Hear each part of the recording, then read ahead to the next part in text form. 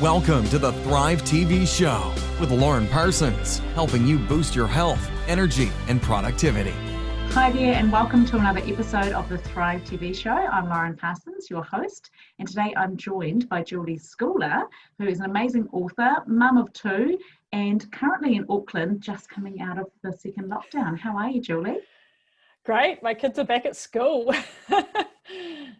Nice to have, isn't it? Yeah, our kids are similar ages, actually, all at primary school, which is quite a nice age, isn't it? Great. Yeah, absolutely so today, adore them. Sorry, but yeah, I really like them back at school right now.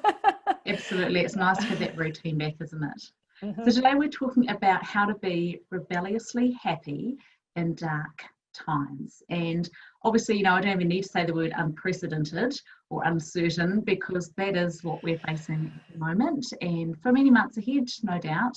And I really love this idea of being rebelliously happy, because I think a lot of people, we do need this right now. So we're going to talk about quick, fun gratitude practices you can do each day, why play is important, even for grown-ups, and unusual ways to bring back your sparkle. So I'm really excited to hear this, Julie. But before we get into that, I'd love to get to know you a little more. So are you ready for a quick fire round? Yes, please, go for it. Fantastic. So tell me, spots or stripes? Spots. Spots, okay. Football or basketball? Neither. Neither. Nice. Yep. Your own opinion. I love it. A free healthcare or free education? Free healthcare. Okay. Indoors or outdoors? Indoors. Oh, nice. Would you rather be a poet or a scientist? A poet. Yeah, I'm thinking of you as a writer. Climb a mountain or relax on the beach? I'll relax on the beach every time. Okay, nice. Invisibility or invincibility?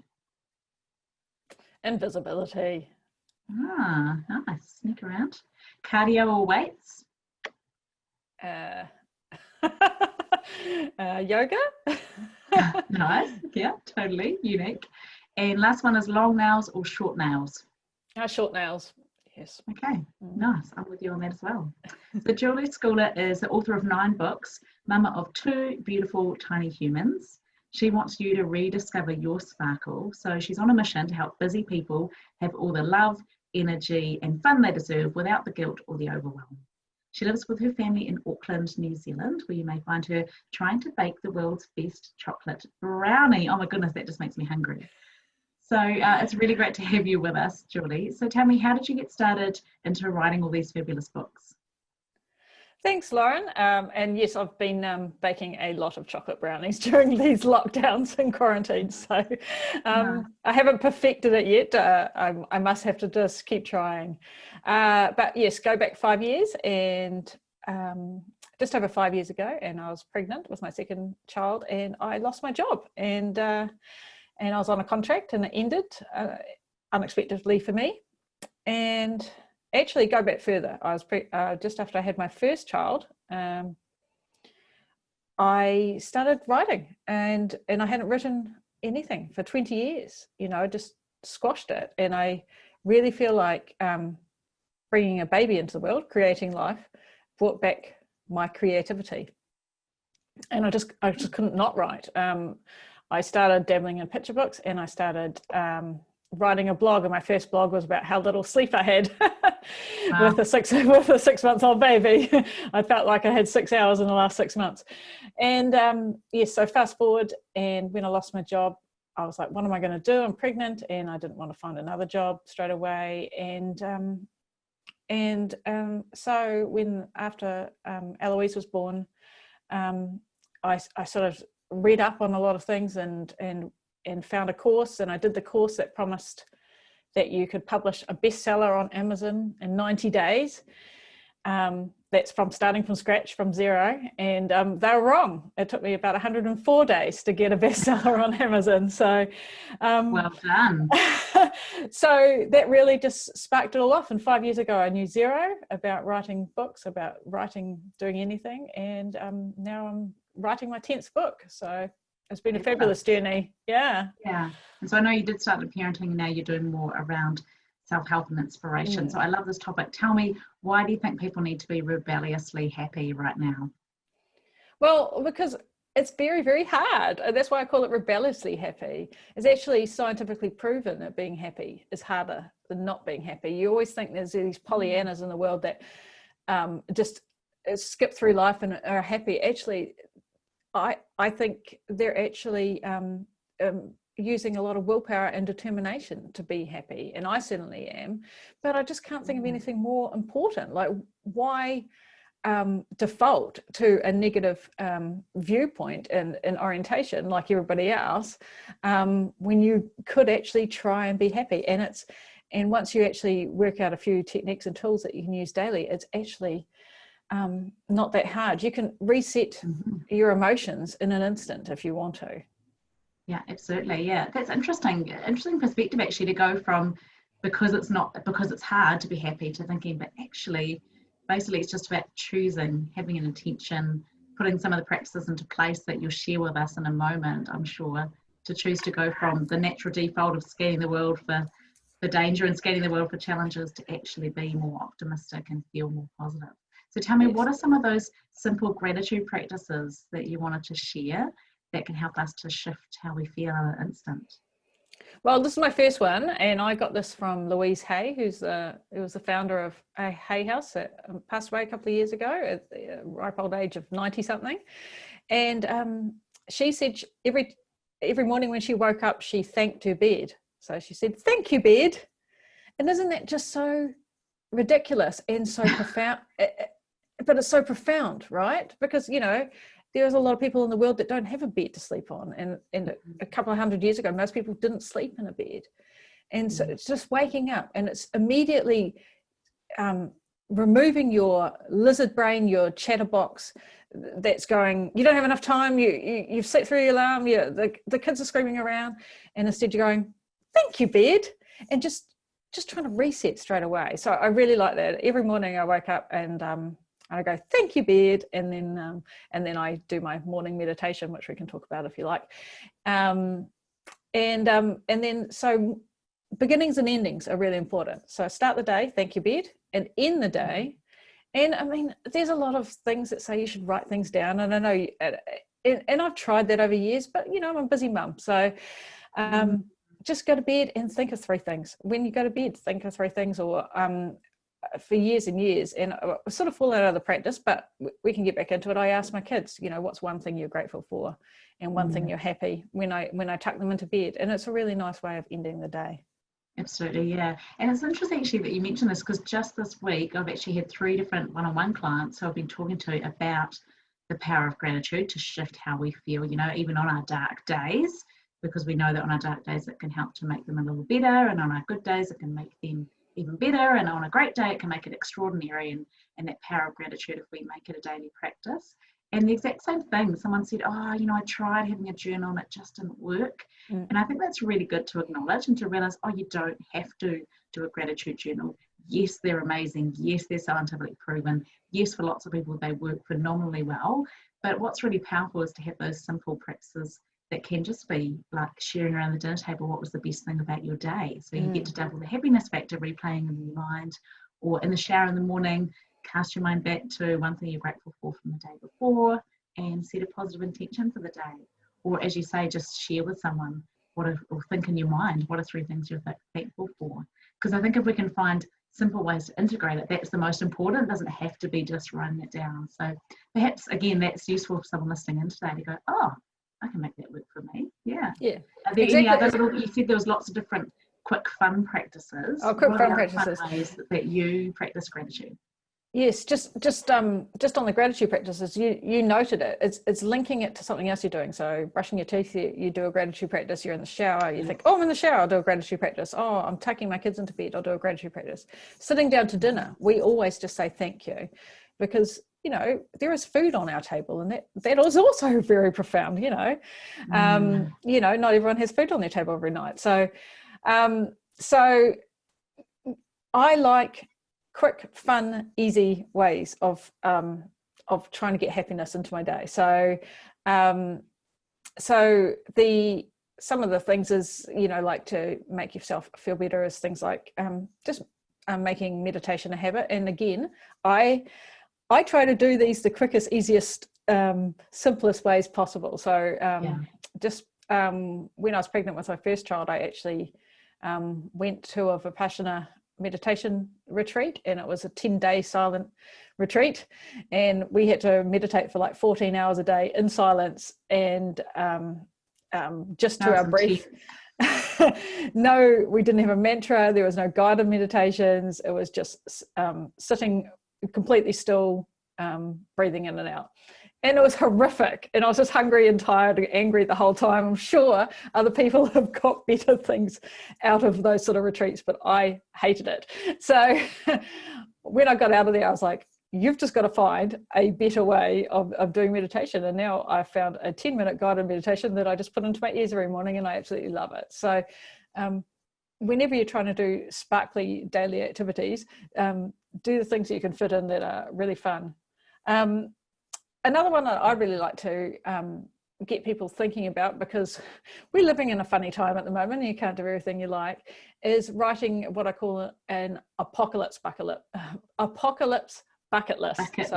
Wow. Apocalypse bucket list. So you can't do everything you wanted to do this year. You might not be able to travel or all those sort of things. So but it doesn't stop you writing down all your dreams and wants and desires and things like that.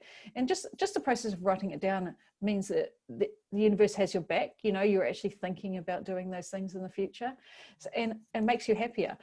Anticipating some future thing, even if it's a dream, even if you have no idea what your how it's going to go about or when it's going to happen, actually does make you happier day to day. Yeah. It reminds me of John Goddard, who, I don't know if you know the story of John Goddard, who at age 15, he was sitting listening to his father and all of his father's friends sitting around the kitchen table and talking about all the things that they wish they'd done with their lives, and wish I'd done that, and I wish I went there, and now I'm too old for this, and now I couldn't do that. And he got up and left the room and went out and found a yellow legal pad and just wrote at the top of it, my life list.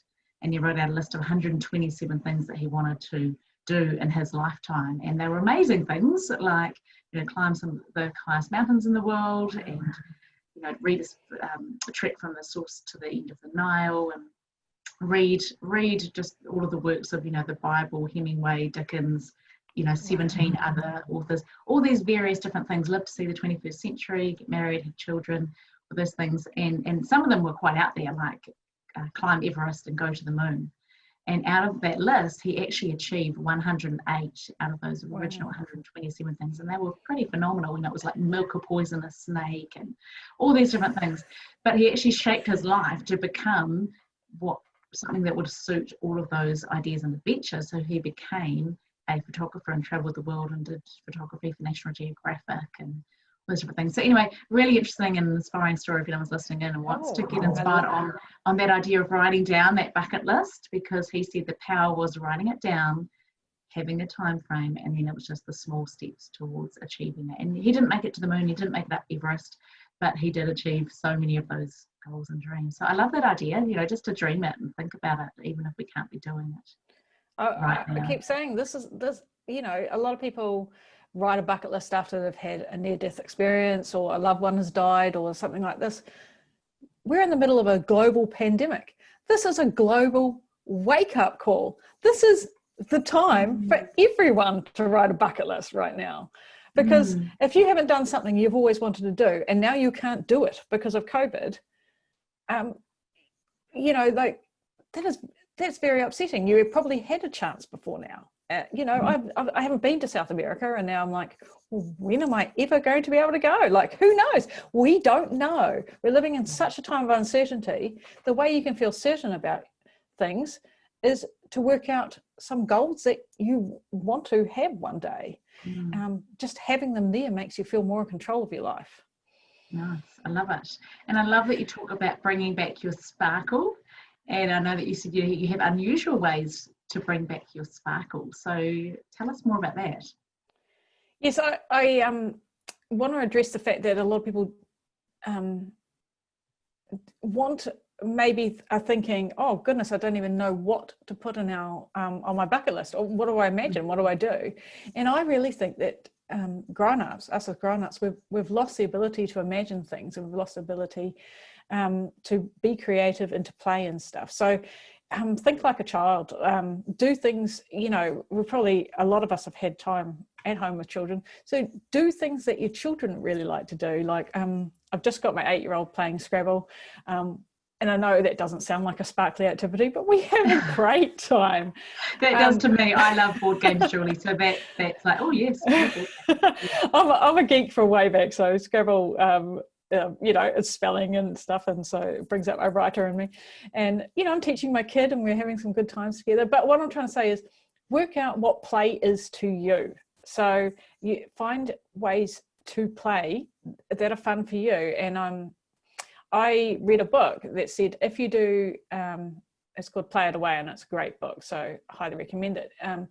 And if you do half an hour of play every day for 7 days a week, it's 2% of your week. 2% of your week. And we say that we can't fit play in, but we can fit play in. We just don't know what play is. So play to me is not like, I can throw the ball around with my kids, but doing that by myself or like with adults, that's not my bag. But reading a really good book curled up on the sofa on a Sunday afternoon, that's play to me. So work out what play is to you and do that thing. Okay, so you're defining play as that thing that's just whatever you enjoy, whatever you get lost in, get in flow in, perhaps. Yeah, I actually do love being outside and getting my kids. My youngest daughter really loves being in charge of games at the moment. She's going through this phase where she likes to organise the game, you know, so we'll be on our bikes and she'll put the hoops out and she'll tell me I have to bike this way and that way. And it's just kind of ridiculous, but it's just fun to go with it as well. And I know that for her, it really fills up her love tank because quality time is her thing. So I feel like, okay, I can put on my well done mum sort of pat on the back when I spend that time. But I totally agree with you in that statement that you said that play is important even for grown-ups, because I think a lot of us have lost, you know, that spark. So how do people bring that back? If that sounds unusual to someone listening in, how do they bring that back into their lives? Well, you bring it back by doing two very boring things. You write a list and then you schedule it in. Nice.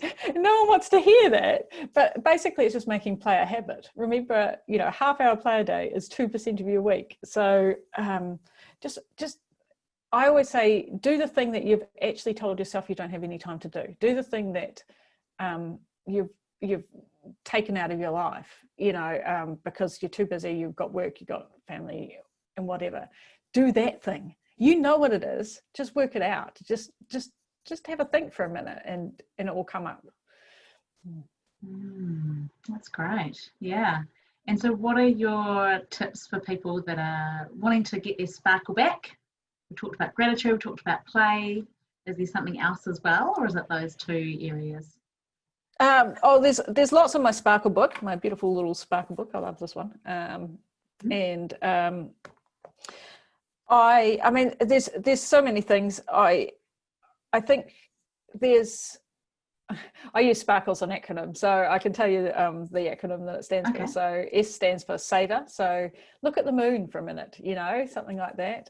P, we talked about play. Appreciation, so we talked about gratitude, and rest, we've talked about meditation. I mean, sometimes you think getting your sparkle back is about play and about all the fun things, and sometimes it's just about going to bed on time. Yes, absolutely. Absolutely. Yeah.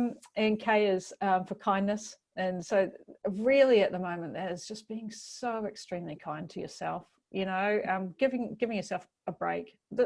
This is hard for everyone. There is so much uncertainty. People don't like uncertainty. My next book is about feeling better and feeling more in control in a crazy world. So work out how you can be kind to yourself. Just really give yourself a break. And it's interesting when you say about uncertainty, because you know, I've got some amazing coaches in my life, and one of my coaches, we were talking about it, and she said, you know, life is always uncertain. And it's interesting because we know that, but I think we often put that to the back of our mind, and a lot of what we're hearing, it's actually loading up that response, that negative response, thinking, oh my goodness, there's so much uncertainty. But actually, when you really think about it, life is always uncertain and we are always facing change. And yes, it is increased at the moment. And yes, your brain is scanning the world for regular patterns, and when it doesn't see them, it feels threatened at a certain level. But it's really good to notice, I sometimes talk with clients about the exercise of take a piece of paper, draw a big circle, and then write all the things that you do have control over inside the circle, and then all the things you don't have control over outside of the circle. Because the more that you can recognize that and go, well, I don't have control over that. Like, I don't get to choose what the government says is happening right now. I don't get to choose when a vaccine comes around. I don't get to choose whether it's raining today, and all those things. If we can let go of them and instead choose to focus on what we can control, it's a really powerful way to I guess, respond to that uncertainty. And certainly, as you say, kindness, being kinder than is necessary to anyone that you meet, because you never know what they're going through in their day. That's one of my top values.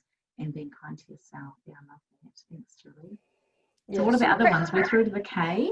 Okay, L stands for lightheartedness. So lightheartedness is those sort of really typical, really fun things. Just add some fun into your day. Dance for a minute. Like, that just shakes up.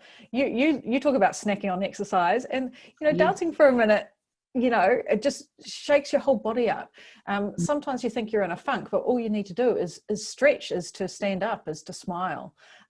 So it's just changing your physiology is really important. And E stands for extraordinary. So everybody is extraordinary. You're a unique person, and it's just remembering that. And as you said, life is uncertain, and that's the whole definition of life. Like, no one is put on this planet knowing what they're doing. Like, most people just wander around having no idea what they're doing all the time, but just pretending they do. So just assume that everybody is like that, and treat people kindly, and just go for it.